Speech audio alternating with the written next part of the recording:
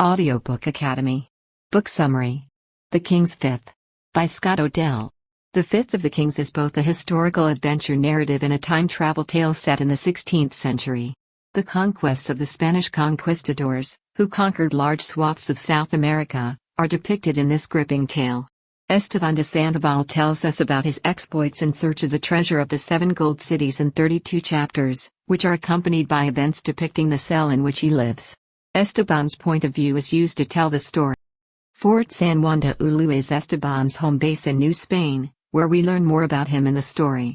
We learn that he was accused of withholding 1/5 of the wealth he discovered from the king. After that, Esteban takes us on a journey that began on the ship San Pedro 2 years prior to his imprisonment. At the Casa de la Contratación, established in Seville in 1503, similar to today's hydrographical institutes, Esteban was an educated young man who received his cartography degree. While at first his primary ambition in life was to become famous for his maps, he soon realized that the greedy Captain Mendoza was his greatest adversary. In the midst of the expedition, he became the ruthless Captain Mendoza. In particular, he was unwilling to part up his loot, especially with those he felt were undeserving. This led to the departure of Zia, his devoted guide who had been working with him on the maps. After Francisco's death, he is left to fend for himself. Esteban resolved to get rid of gold after realizing that it was wicked. The author shows us the lives of the indigenous people, apart from the treasure quest. As a contrast to Mendoza's gold-obsessed friends, the author shows us the inhabitants of Tahuy who live in a gold-encrusted world and perform rites in which their leader Tracing enters a lake coated in gold. The descriptions of the pristine, breathtaking landscapes that Esteban saw throughout the narrative add to its allure. Esteban de Sandoval relates how the jailer handed him some chickpeas to eat when he was in prison. Don Felipe de Soto y Rios was the jailer's name, and he demanded that Esteban hand over the wealth that he said was hidden in Cibola. The royal court had imprisoned Esteban for allegedly concealing the gold. Don Felipe commissioned Esteban, a mapper, to create a map that would direct him to the fabled gold mines of Cibola. This is Esteban's last chance to tell his side of the story before his trial begins on his 17th birthday. Alarcona's arrival at the Cortes Sea prompted him to write about the subsequent occurrences. To Cortes's sea, Alarcona was able to gaze out at both the island of California on one side and the coasts of New Spain on the other. During their meeting, he is quizzed by Captain Mendoza about his map, which he didn't design from the start. He was, in fact, filling in Admiral Olo's map for him. A native of Ronda, Esteban hails from this city. When asked about the 7 golden cities of Cibola, Mendoza says he intends to take over the admiral's ship, lock him, and search for them. For this reason, Esteban was hesitant to accept Esteban as a companion, considering he was part of the admiral's crew. As an incentive, Mendoza promises that if he's the first to map an uncharted territory, he'll go on to be known throughout the world. According to what Esteban had heard, the 7 cities were cities where both the houses and the streets were made of gold. Next morning, Admiral Alarcón orders San Pedro to be anchored and tells his soldiers to search for military leader Coronado. Blas de Mendoza, he explains, will be in charge of the search crew. He motions for the guys who want to accompany Mendoza to step forward. Torres, Lunes, Roa, Zuniga, and Esteban were among the men to make a move. While they were separated from the ship, Mendoza ordered them to forget about San Pedro since they would not be returning there. He assures him that they will keep searching for the 7 cities until they find them. Because they couldn't get to the beach and were running out of water, each person only got 1 drink of water at midday. They weathered a big storm. Lunes opted to kayak to shore with the captain's sword in hand. By telling him the boat won't last, Esteban is telling him that he won't get to the other side. Lunes dove into the ocean and was never seen again. The fact that they were out of water was kept a secret by Mendoza from Esteban. Roa couldn't take it any longer and snatched some seawater from the shelf. Nobody believed him until Mendoza didn't taste the water. Now that we're back in the cell, the time is September 24, 1541. It was decided that Esteban would be represented by an attorney. When Esteban confessed to him about the king's gold, he said he would never reveal its location. Esteban told Don Felipe that he needs his notes at Ciudad de Mexico, near Zocala, to complete the chart, and that he was making progress. Felipe promised to send someone to get the notes for him. At the river's mouth, they drank to their heart's content. When it was time to leave on the 3rd day, they packed their belongings and headed to the southeast. It was on the 5th day that they dispatched Roa to find a village and bring aid. They saw Torres approaching as they set up camp. Roa joined him not long after that. They came across Coronado's army, which had a young Indian and a monk in its ranks.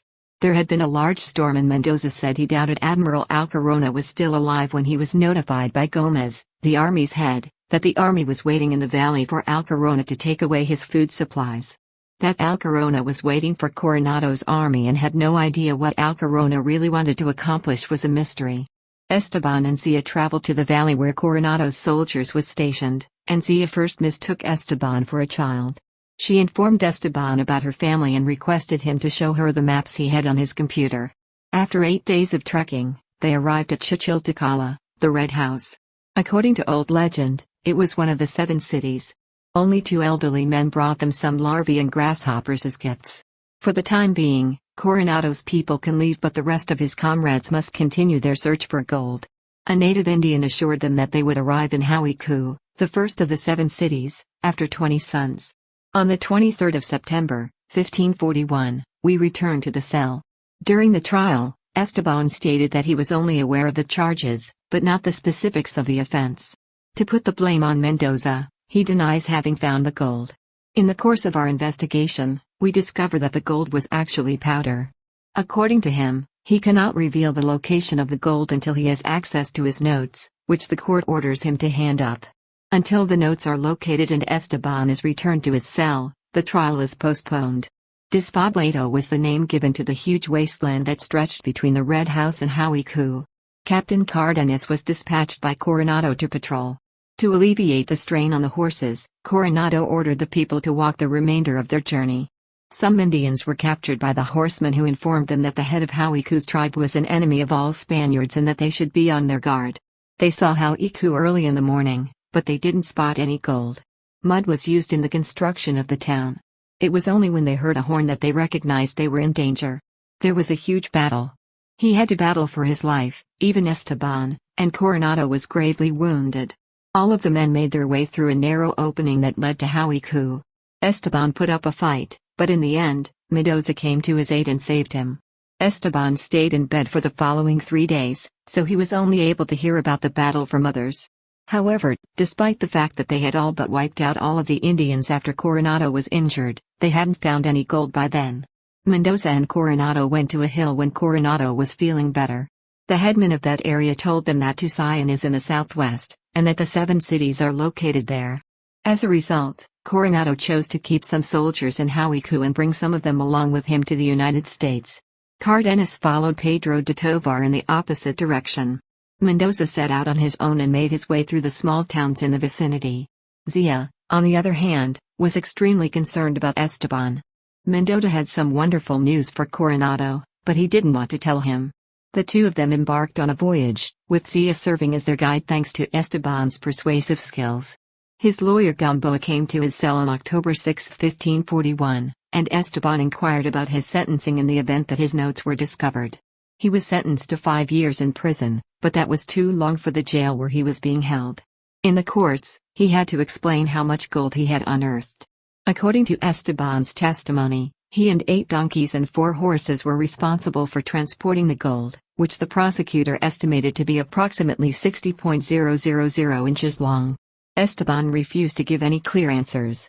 After a 12-day journey, they reached the Red Cliff, a signpost pointing them in the direction of Nexpan. Mendoza was told that a river ran beneath the cliff, and that a large city was located near the river. Having found themselves in the middle of a chasm, they had no idea how to go to the river they had yet to see. After 2 days of searching, they finally found the river. Seeing them was a sign that the city of Nexpan was near. With the help of Zia, Mendoza spoke to the chief of the Indians, Quanta, who informed them that there was no gold to be mined there. During the evening, Mendoza noticed something shimmering in the river, which led him to conclude that the water was carrying the gold. Seeing something on the riverbed, Esteban made the decision to grab it. It was worth its weight in gold. They arrived in Nexpan the following day. During a phone call with Esteban's father, Francisco, the headman expressed his displeasure with Mendoza's gold-crazed obsession. Francisco began preaching to them about Jesus Christ because he was disgusted by their pagan practices. Mendoza, Zuniga, and Mendoza all emerged from the river to report that the water was icy cold. It was Mendoza's plan to slaughter the sheep so that the fleece could be used to extract gold, but the headman ruled it out. When Esteban finished creating his chart, he named one of the islands La Isla de la Ceratizia, the island of the Ciorzia. Without informing the headman, Mendoza intended to slaughter the sheep without his knowledge. With the help of the Indians, Francisco erected a small wooden altar and a wooden crucifix. He made the decision to baptize them all. Esteban was startled by the sound of a voice he couldn't make out. It was evident to Mendoza that he had done something wrong, so he told them to go. Ro and Zuniga set out to collect the sheep's wool and bring it back to their tent. They were successful. Mendoza planned an arson to kill Zuniga when he returned for a final fleece. As soon as Esteban is back in jail, the prosecutor grills him about his altercation with Mendoza and his claimed threats to kill Mendoza. Esteban knew right once that Torres was the source of those lies. Only 2 gold helmets could be gathered by the expedition's members. Mendoza made the decision to travel to Tahui, often known as the City of Clouds, in the hopes of finding additional riches. They sought shelter in a cave because they were unable to travel due to the heavy snowfall. Esteban was awakened by the heavy wind. His attention was drawn to the absence of Zia and Torres. To his surprise, he spotted Torres atop Mendoza's horse with the gold they'd discovered. He initially felt that Zia had betrayed them, but when he saw that she had been harmed, he realized that she had been a pawn. Torres was also there, but Roa couldn't keep up. Because the saddles were all damaged, Mendoza could not catch him on another horse. When Zia heard the horse, she awoke and saw Torres crossing the river. Seeing her, Torres leapt from the horse, grabbed her hand, and punched her in the face. They made the decision to relocate to Tahui, but only did so in April. They were instantly encircled by the Indians. Tlashigo emerged from the crowd and struck up a deal with Mendoza. Tlacingo informed them that only he and his 6 troops are aware of the existence of gold in the mountains. Eliezer made the suggestion to Mendoza, and Mendoza agreed to it. In addition, he demanded as much gold as a horse could bring back in exchange. The bottom of the lake was gold when they arrived at the lake. They watched a rite on the lake the following day. In the end, Tlacingo looked like a golden statue since he had been coated in oil and powder. It wasn't long before Mendoza and Esteban figured out why the lake bottom was coated in gold. Tlacingo was farewelled by Mendoza and assured he'd see him in 2 days, which he did. During this time, they had to sell the bags in which they'll carry the gold. Damage to the dam was part of Mendoza's plan to submerge the town's main square and surrounding buildings. Esteban was left in charge of the horses when Mendoza opted to return to Tlacingo. In order to get out of the situation, Esteban put on his saddle and headed for the caves. The horses suddenly began to be showered with gold bags. Once again, Esteban's cell in the courtroom are where we find ourselves. Torres showed there this time and lied about an altercation between Esteban and Mendoza and a threat to kill Torres. In addition, he claimed he left them because of their conflicts and refusal to give him the gold he was due. They returned to Hauiku with the luggage and got wasted at the mountain's base. Francisco advised that the gold should be buried since Mendoza thought it would be impossible to climb up with the precious metal. Roa insisted on going east and getting 6 horses from Hauiku while Mendoza resisted. In the background, Zia was busy preparing dinner, and Mendoza kept his gaze fixed on the map. While Tiger had protected them from an Indian attack, he was also a notorious dinner stealer. Mendoza was enraged one night and shot the dog that had bitten him in the throat. Francisco decided to excavate a new grave for the gold after his workers had buried him in a shallow burial. Finally, the gold was found, and Zia and Francisco revealed to Esteban that he had become Mendoza. Some of her old comrades turned up and Zia decided to join them. In 1541, the trial resumed on the 20th of October. The silver bells on Zia's bonnet alerted Esteban to her arrival. During questioning by the prosecution regarding the gold, she stated categorically that she was not present and had no knowledge of Esteban burying the gold. No one questioned her about Mendoza's death when she said she would never return. Esteban and Zia were able to speak after the trial, and Zia said she would work on the maps with him again. For some reason, Esteban opted out of the trip to Hauiku in favor of Avipu and subsequently Culiacan. They found some flowers and plants, which Francisco collected for his herbarium. Francisco insisted on burying the gold throughout their lengthy journey, but Esteban refused. Esteban's grief was compounded when Francisco died, and he was haunted by the rumor that gold was spreading the disease. Finally, Esteban dug up his wealth, and he was able to continue his journey without the burden of it all. Esteban returns to Felipe's cell in the final pages of the book to tell him that his notes will lead him to the gold, but they won't find it since it's at the bottom of a deep crater, as he promised in his previous conversation. Esteban was found not guilty of murdering Mendoza, but he was found guilty of hiding the wealth. In the end, he received a 3-year term. She promises him that she will never leave him again and finishes the maps he had started. He bids farewell to Zia. Captain Martin visits him in his cell and says he wants to release him from prison, to his surprise. They can split the gold in Cibola if Esteban brings it there. Esteban opted out of the deal in favor of reading Francisco's book in prison. Esteban de Sandoval, the lead character as a 17-year-old boy. We first see Esteban at the fort of San Juan de Ulua, where he has been imprisoned for allegedly refusing to give the king his share of the riches. In the near future, Esteban will explain how he ended up in prison. Esteban made charts on Admiral Alarcona's ship, and when he decided to accompany Mendoza on his gold hunting expedition, his journey began. He created maps and interacted with Zia, whom he liked, during his travels. He is a trustworthy young man who follows the instructions he is given. Zia abandoned Mendoza after he changed into him following Mendoza's death. When Francisco died, he chose to throw the gold into a deep crater to free himself of the weight. While testifying in court, he just said what was true and turned down Captain Martin's invitation to flee. Captain Mendoza, he has an insatiable thirst for gold. He didn't stop till he had it in his hands. A murderer by nature, he slaughtered numerous Indians in his pursuit for the missing troops even though he fought valiantly to protect them. His promise was broken, thus he also slaughtered the sheep so he could collect gold from the river. The city was completely submerged when the dam was tampered with, and many residents were left destitute. He was mauled to death by a dog that became enraged after seeing him. Zia Troiano, she always kept her little animal Montezuma safe. She was intelligent, fluent in numerous languages, and functioned as a translator and guide for Mendoza during his encounters with some indigenous groups. For the most part, she was Esteban's best buddy.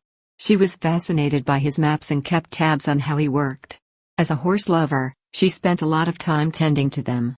It was because Zia was disgusted by Mendoza's treatment of Indians that Esteban left her. As they travel, we are introduced to a variety of other people. Because the other Indian chiefs had no idea how to use the gold, Glassing was the only one who gave a damn. Torres, Lunas, Roa, and Zuniga stood out at the start of the game. For his part, Torres testified in the trial against Mendoza for the theft of gold from the Mendoza's vault. Father Francisco was on hand the entire time, hoping to convert the Indians to Christianity by performing baptisms among them. The gold, he said to Esteban, was wicked and should be buried, so he instructed him to do so. As a nature lover, Francisco built his own herbarium and had a love for flowers. Esteban buried him after he died on the journey. When Esteban arrives at San Juan de Ulua, he is welcomed by the jailer Don Felipe, who hopes that Esteban would draw him a map leading to the riches. Although he wrote primarily for young readers, Scott Odell also wrote 3 adult novels and a few non-fiction books. Odell was born in Los Angeles, California, in 1898. Scott Odell's first name is Gabriel Scott, but it was misspelled in his debut book, so he kept the name. Odell was born and raised in California, attended Occidental College, the University of Wisconsin, Stanford, and the University of Rome, and is now a professor at Stanford University. Filmmaker and technical director, he's also a cameraman. In addition, he worked as a book critic for a publication. When World War II broke out, he enlisted in the Air Force. Odell got his start in the industry writing articles. After that, he began writing novels and non-fiction for adults. In the late 1950s, he began writing children's novels for the first time. He specialized in historical fiction for young adults set in either California or Mexico. A few of his best-known works for young readers are Island of the Blue Dolphins and Zia, as well as The King's Fifth and The Black Pearl. In recognition of his creative accomplishments and contributions to children's literature, Odell was awarded the Anderson Prize in 1972. His best-known work of fiction is. For historical fiction, the award was established in 1981 by Scott Odell. In 1964, a film version of his book Island of the Blue Dolphins was released. In 1989, Odell passed away. Thank you for listening in Audiobook Academy. Don't forget to subscribe and smash that like button for more content like this. See you in next video.